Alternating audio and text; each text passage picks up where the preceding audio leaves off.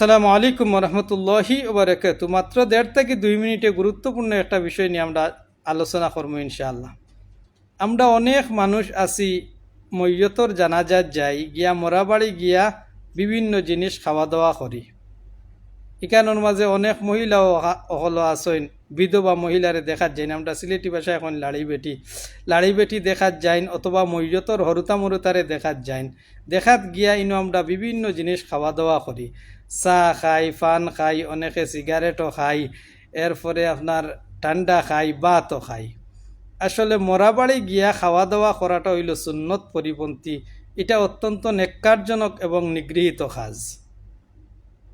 আর ফোকায়ে কেরামে লেখছেন মরাবাড়ি গিয়া খাওয়া দাওয়া করলে মেধা শক্তি কমি যায় গিয়া, মানুষ বুদ্ধি প্রতিবন্ধী হয়।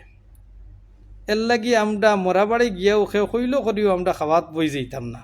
রহমতুল্লিল আলমিনে কইছেন যে আশপাশ খেও মারা গেলে আশপাশের মানুষে অথবা কুটুম খেসে রান্দা বাড়া করিয়া তারা এখানে সিন্নি পাঠানি হইল সুন্নত।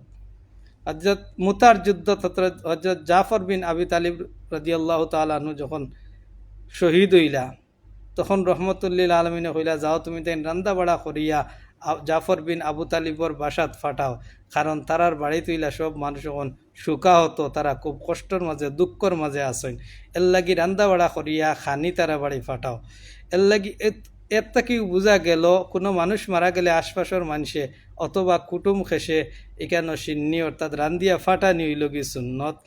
আর ইনো গিয়া খাওয়া অথবা মানুষরে খাওয়ানির উদ্দেশ্যে রান্দা, এটা হইল সুন্নত পরিপন্থী। আল্লাহ রব্বুল আলমিনে আমরা সঠিক বুঝার তৌফিক দান করুক। ওয়া মা আলাইনা ইল্লাল বালাগ। আসসালামু আলাইকুম ওয়া রাহমাতুল্লাহি ওয়া বারাকাতুহু।